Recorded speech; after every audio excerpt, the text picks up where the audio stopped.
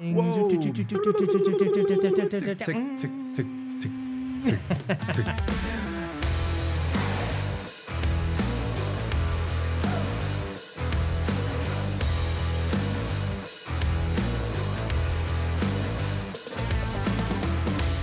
Hello, everyone. My name is Rob Dube, and I am here with Gino Wickman. Gino, good to see you. You as today. well. I always try and get you to laugh. What should we talk about? Let's talk about a coffee shop. Yeah. Send it on over. These IT up.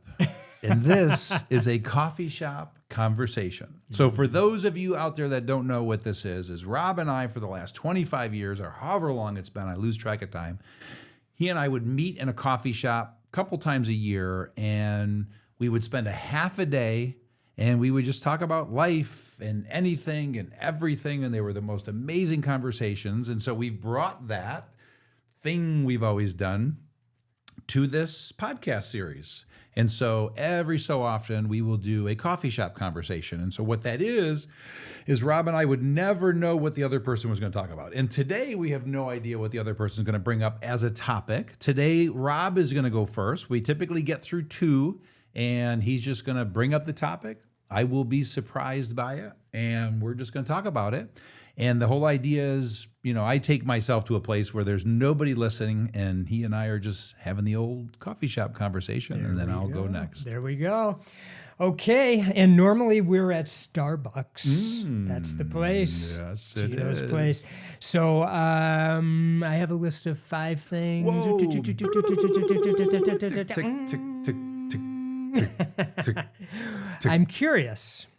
When things are going fast and furious for you, when you've got a lot going on in your work life and in your non-work life, how do you slow down?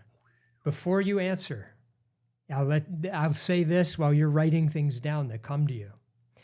Sometimes I picture you, which could be completely wrong. It's just what I picture. If any of you have seen the movie Goodfellas, there's a scene where Ray Liotta's character is in the kitchen and he's cooking. And there's all this stuff going on, and there's a helicopter, and he's sweating, and he's got to do this, and he's checking on that, and then he has to get in the car, and he's driving around town, and there's this he's just like going 1,000 miles an hour. There's 1,000 things in his head. And sometimes I feel like Gino's doing that. I'll be conversing with you. You're over here, you're doing this, and then you're doing this. So I thought to myself, I wonder how he slows things down in the midst of all this. So that's my topic for you. So there's a couple of things that come up first. And what I'm trying to do right now is just take myself to the coffee shop. Because again, we're sitting here. Yeah. I'm sipping on my tea. You're sipping on whatever you sip on. And you're just saying, hey, Gino, how do you deal with Fast and Furious, right? So what you just described is what it sometimes looks like and feels like. And the first thing that comes to my mind is Kathy, my wife. And she'll have this thing that she'll say to me every once in a while. And I'll come home and she'll look at me and just kind of like take a step back and go, man, you are wigged out. So she says it exactly that way. And I get you are wigged out. And I get pissed. I'm like, it triggers me, right? Because I got it all under control. So it's a beautiful thing. So I get triggered. I get mad at her for saying that. Then I calm down, and once again, she's right. And it like starts to calm me down, so it brings me down. But anyway, so that's what that brought up for me, because I'm guessing I look just like Ray Liotta in that exact moment when she says you look wigged out. So now I want to pull that scene up for her and say, does this look familiar? That's the first thing that came up. The second thing that comes up, this one feels like you've thrown me a softball, and that's not going to be true, because I'm sure you'll have a follow-up question, but you're saying, how do I, not go fast and furious or not be wigged out? So let's use wigged out, because that's the word, in my household. I take time off, so I take time off, and I don't want to it seems like a softball and an easy answer, and it's one of the disciplines, but I take time off. I'd probably be dead by now if I didn't take time off and I just kept going at the speed I went at in my 20s. I would probably be dead right now. My heart would have given out. It almost did. So I take time off. So the point I'm trying to make here is, I come home at a decent time and I'm wigged out. So, I've got 3 hours to decompress, which really helps and resets me for the next day. But that's not enough. I take most weekends off. So that allows me to decompress. I take week-long vacations. I take a month-long sabbatical. And I think that's my special formula. And I am not prescribing a formula.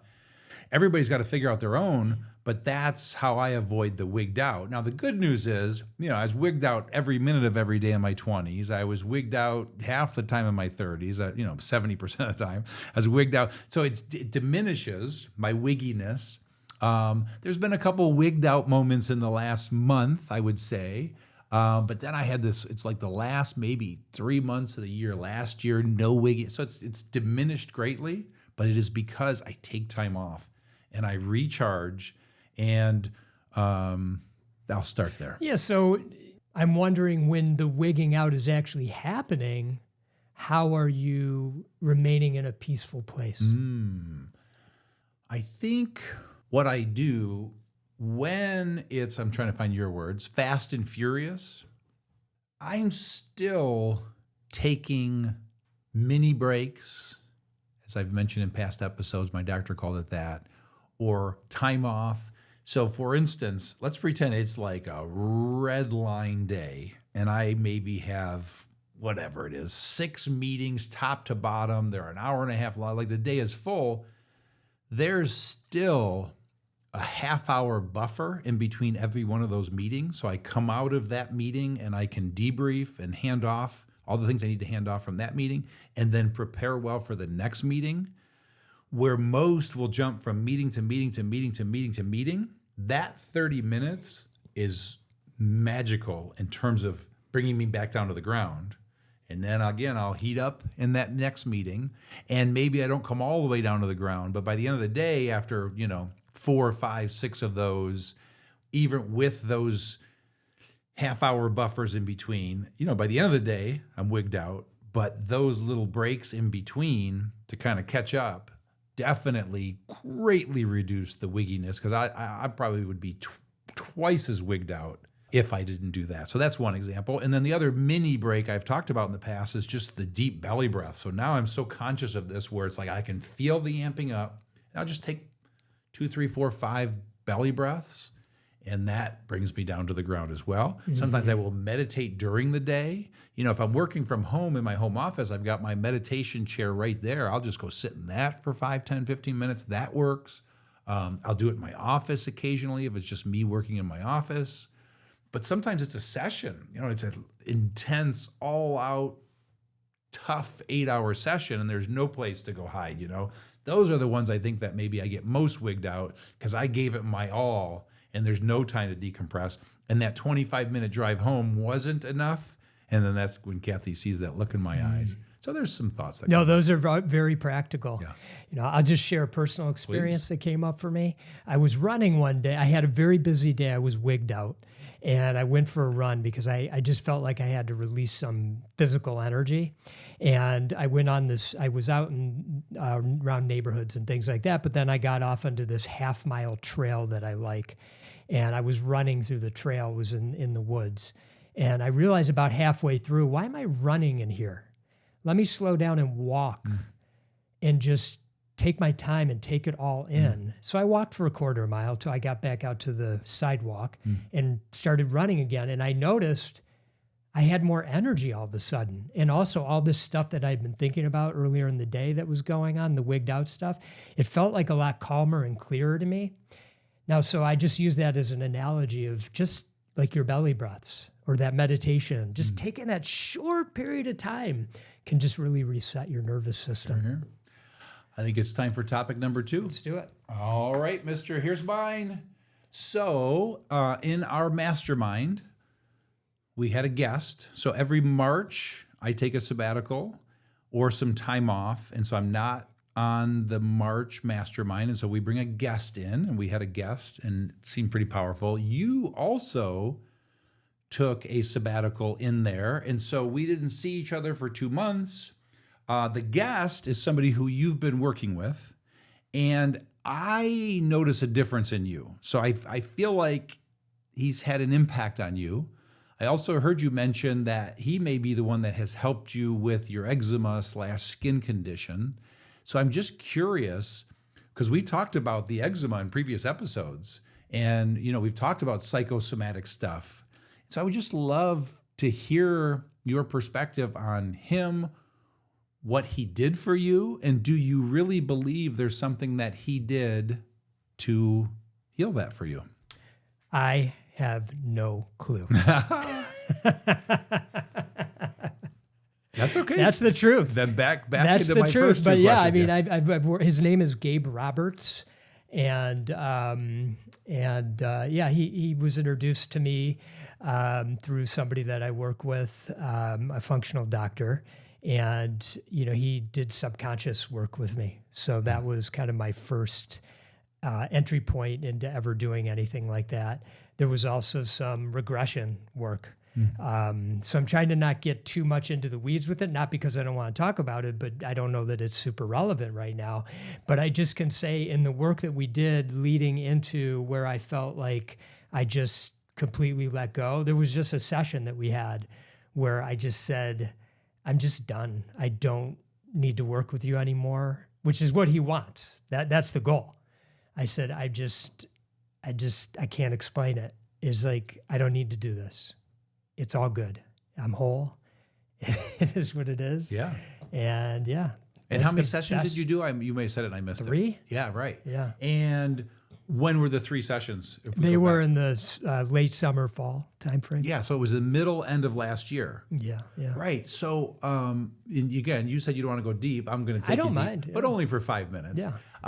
Because I'm sitting here in a coffee shop with you, curious about this thing that happened in your life, and the guy seems really interesting. So I watched the playback of the mastermind.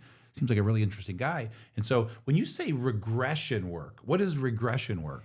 That is where something happened to you at some point in your life, and there was a moment in time when it first happened. Now, it may have happened numerous times after, but there was a moment of time.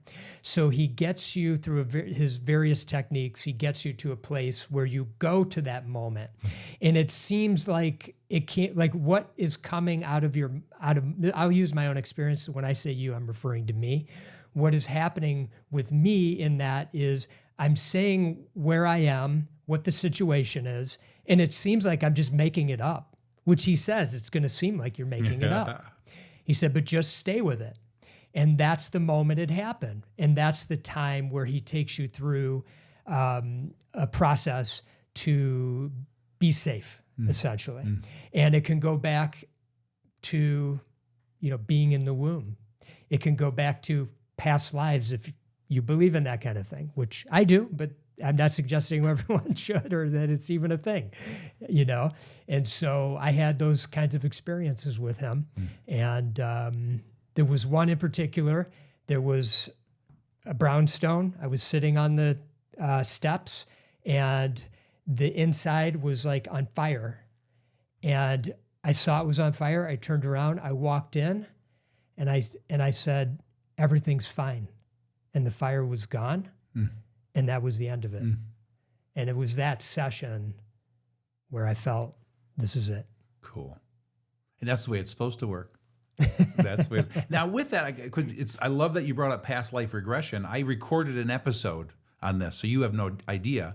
So it will have aired before this. So it's funny that that's coming up again for some crazy reason. And I was curious when you said regression, was it this life or past life regression? Because there's both types, like you said. So you've answered that. And then what would the subconscious work? What does that mean? What is subconscious So work? it's just getting you out of your conscious mind and getting you into your subconscious, going deep inside of the things that your conscious mind are blocking from coming, like that first moment when I was, in a room and there was something going on in the other room with my parents and it was not good. And I can't remember exactly what it was, or I'd say it, but I was in a bed and I was a baby. And it just seems like that can't even be real. How can I remember that? That can't be real. That was where my subconscious came out. He got me there. So, love it. And then I think the last thing that comes up and is a curiosity, because I'm such a believer, and we've been talking about this, like I healed my lower back pain through subconscious work and Dr. Sorno's work and healing back pain and that type of thing. Because it's, again, there's a belief, as Gabe believes, all pain is psychosomatic. I mean, how powerful is that? Yeah. And so I'm just curious. And when I say pain, all body conditions are psychosomatic. Back to your eczema and your skin condition. So is the skin condition resolved for you? I would say so at this moment. Will it come back? I have no idea. I mean, so it's incredible. You know, it's like, that's probably the most fascinating part for me, whatever it was, right? Because you don't know, but you've been doing the work, whatever the work is, you know, and sometimes the work is, I believe my back pain was most healed. Dr. Sarno has these 10 things you read every day, which I think were really helpful, and some ahas about, you know, how perfectionists walk in a constant state of anger because nothing can be perfect. Those were two powerful insights. But I think the most powerful, I did some subconscious work with a woman which stuck with me as well, but just the time I would spend in meditation, I would do this meditation at night, going into my back and into just an energetic field of my subconscious and just removing that. Sarno believes it's all repressed anger, you know, just releasing and releasing and releasing. So just powerful stuff. And how's your back? It's great. It's gone. I mean, it's crazy. Things that I used to do that hurt my back have not hurt my back. We'll see how golf season goes. But it's like, it's crazy. I mean, it's gone. I mean, I've heard the stories over and over again. And if you're open, I think that's a big piece to it. I mean, you were open to it. You know, you have to bet. be. Yeah. You bet. Well, thank you for sharing that, my friend. Absolutely. And that's the coffee shop. All right, there we go. We're out of time. Thank you, as always, to each and every one of you for joining us. And we'll look forward to seeing you next time. And in the meantime, stay focused and much love. Thank you for listening in today. We truly appreciate you taking the time to spend with us, and please tune in for the next episode. Until then, we wish you all the best in freeing your true self. Stay focused and much love.